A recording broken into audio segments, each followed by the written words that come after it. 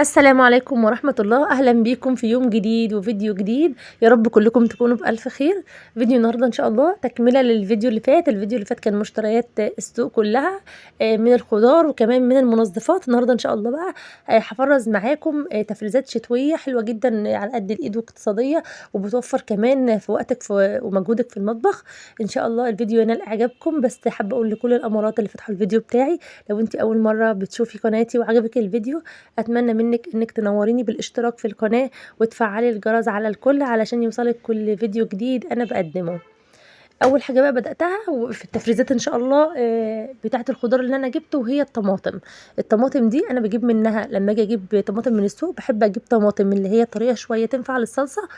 حتى لو كانت كميه قليله، لو جبت حتى كيلو بس منها او كيلو ونص، باخدهم واصلصهم يعملوا لي برطمان، وبحطه على طول في التلاجة. بسحب بقى منه، بينجزني في الوقت اللي انا مثلا بكون تعبانه فيه او مستعجله على الاكل او حاجه، فبتوفر معايا في الوقت بصراحه.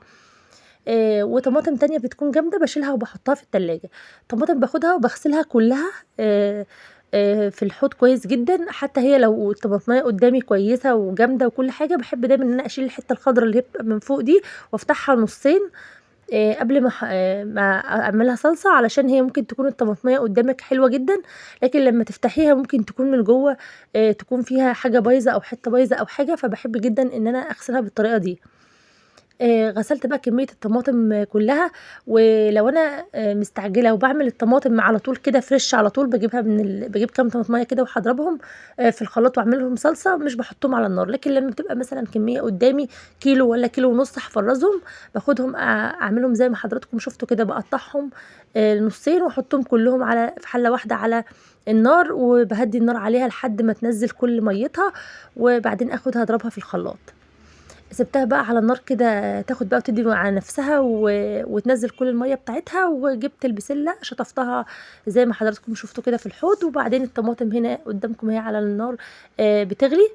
وفي نفس الوقت كمان برضه عملت الكرنبة، خدتها كده قُلت بقى بالمرّة كده سِبت البسلة بقى تتصفّى خالص، خالص وتتصفّى خالص من المَيّة بتاعتها، وخدت الكرنبة حطيتها في مَيّة بكمون. باحط المَيّة، قُلت بقى هاسلقها، فباخدها المَيّة اللي أنا باسلق فيها عبارة عن مَيّة وكمون بس، ما باحطش ملح، مش باحط أي حاجة تانية خالص.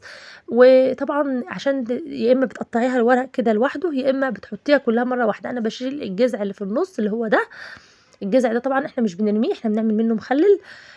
فبناخد اللي هي البواقي اللي هي الجامدة الناشفة اللي على الحروف دي، وبنعمل منه مخلل، وعملته معاكم في فيديوهات فاتت. آآ الورق كلّه بقى سلقته بالطريقة دي، وسِبته بقى في المصفى كده يتصفى برضه من المَيّة بتاعته خالص، لحد ما هابدأ إن أنا أقطّعه. لمّا باعمل كذا حاجة أو كذا نوع من الخضار أفرّزهم في نفس الوقت، ده بيوفّر عليَّ بصراحة في تعب في الأيام اللي جاية. بابقى حاسة إن أنا بانجز بصراحة في المطبخ. برضه الخضرة خدتها وحطيتها في مَيّة، وحاطة لها معلقة خل كده، وسِبتها شوية علشان تنزّل أي اتساخات أو أي طينة فيها، وبعدين باصفّيها وباشيلها.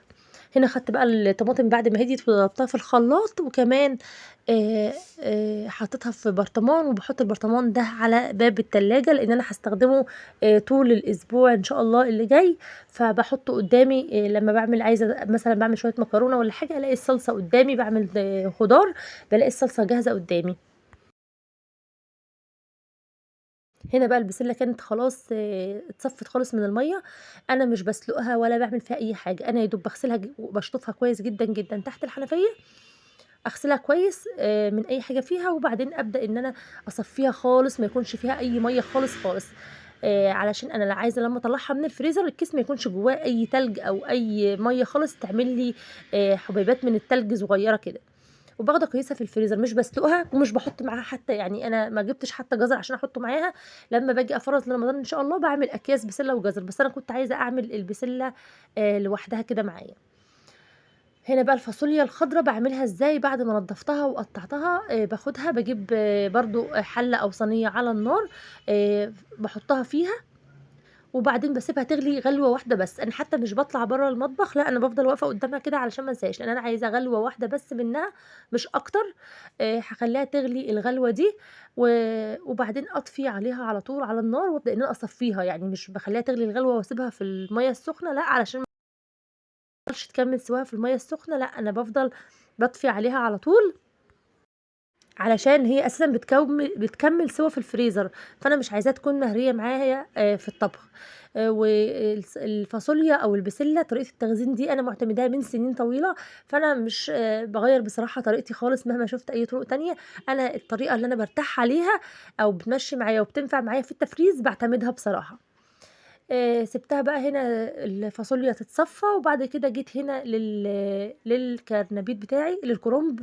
الكرنب هنا بقى إيه، لقيتها بعد ما سلقتها وأنا باسلقها لقيت الورق بتاعها فيه الأطرف بتاعته كده فيها بُني كده صغيّر من جوّه. دي طبعًا باشيلها عادي مش مشكلة ما بتفرقش معايا. باجيب كده الورق الكبير باحُط كلّه فوق بعضه وابدأ إن أنا أشيل الجذع اللي هي العرق بتاعها اللي هو بيكون ناشف شوية ده. العروق دي باشيلها وبعدين أبدأ إن أنا أقطّعها تقطيعات، أحاول إن أنا أسويها كلّها سِوِي بعضها كده، علشان في الآخر خالص باكيّسها باحطها في الفريزر بتكون جاهزة عندي. وبتسهّل عليَّ بصراحة عمل المحشي كتير جدًا، أحسن ما أبدأ إن أنا أعمل من أول وجديد. كل ما آجي أعمل محشي أبدأ إن أنا أجيب الكرنبة أسلقها مرّة أسلقها في نفس اليوم. وأقطّعها طبعًا ده بيبقى مجهود جامد، فلو إحنا خزّناها كده مثلًا بتعملي حاجات سهلة زي مثلًا البسلة والفاصوليا كده معاكِ ممكن تسلقيها معاكِ بالمرّة. ومش هتاخد منِّك وقت خالص. أنا ليها كذا طريقة. تقطيعتها ليها كذا طريقة على النت وعلى اليوتيوب، مالية اليوتيوب تقطيعات الكرنب، وأنا كنت عملتها معاكم في قناتي القديمة اللي متابعني من قناتي القديمة. كنت عملت تقطيعة الكرنب كذا مرّة، قطّعتها ل3 أجزاء وسلقتها كل جزء لوحده، ومرّة تانية قطّعتها باشيل الجذع اللي في النُص وباحطها في المَيّة والكمون مع بعض. فأنا فأنتِ هتعتمدي الطريقة اللي أنتِ متعوّدة عليها في التقطيع أو كمان في سلق الكرنب وتقطيعه. هتسهّل عليكِ أي طريقة هتسهّل عليكِ أنتِ معتمداها، إحنا بس بندّي لبعض أفكار. يعني أنتِ مثلًا ممكن تاخدي فكرة منّي، تاخدي فكرة من غيري. الفكرة اللي أنتِ هترتاحي عليها وتطبّقيها هتنجز معاكِ إن شاء الله في وقتِك. بس إحنا هنا بقى كنت خلاص قطّعته وحاولت إن أنا أساويه كلّه ساوي بعضه. ما باحبش أحطّه في الأطباق الفِل دي. أنا باجيب أكياس تلاجة من اللي هي العادية اللي أنا بافرّز فيها، وبدأت كده إن أنا أحط المربعات اللي أنا قطّعتها بتاعة الورق الكرنب فيها، زي ما حضراتكم شايفين كده بالتساوي، عشان أخلّيها شكلها متساوي، بحيث إن أنا لمّا أطلّع أي كيس هاسيبه يفُك على مهله خالص من بدري من الصبح بدري أو من بالليل، وأبدأ إن أنا أشتغل فيه على طول هيكون فَك منّي، وفي نفس الورق في نفس الوقت هيكون الورق متساوي معايا. مش باحط أي حاجة خالص في مَيّة السلق زي ما قُلت لكم غير المَيّة والكمون بس. هنا بقى الفاصوليا زي ما حضراتكم شايفين كنت حاطاها في المصفى برضه تتصفى خالص، لإن أنا ما باحبش أبدًا يكون فيها مَيّة خالص. يعني أنا باسيبها بعد ما أطلّعها من المَيّة السخنة على طول، ممكن باشطفها بمَيّة ساقعة كده من الحوض من على الحوض، وبعدين أسيبها تتصفى. ليه باشطفها بالمَيّة اللي من الحنفية؟ علشان أوقّف السِوَى بتاعها، لإن هي برضه زي ما قُلت لكم هي بتستوي في الفريزر. هابدأ بقى كده إن أنا خلاص خلّصت كيّست خلاص الكرنبة بتاعتي. هابدأ بقى إن أنا أعبّي الفاصوليا. بصراحة لمّا بيكون عندي نوعين 3 من الخضار متخزنين عندي في الفريزر كده بصراحة باحس إن أنا الدنيا بتكون سهلة شوية عليَّ.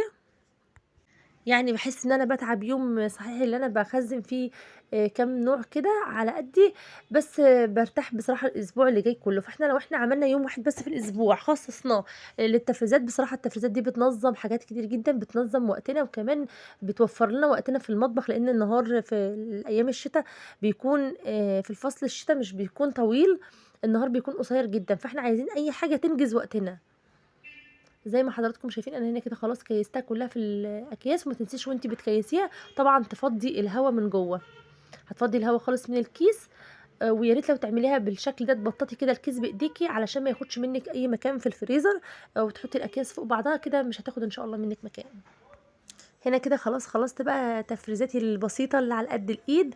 خزّنت 3 أنواع من الخضار، وكمان عملت برطمان من الصلصة. يا رب أكون أفدتكم ولو بمعلومة، يا رب أكون شجعتكم. أشوفكم إن شاء الله في فيديو جديد، والسلام عليكم ورحمة الله.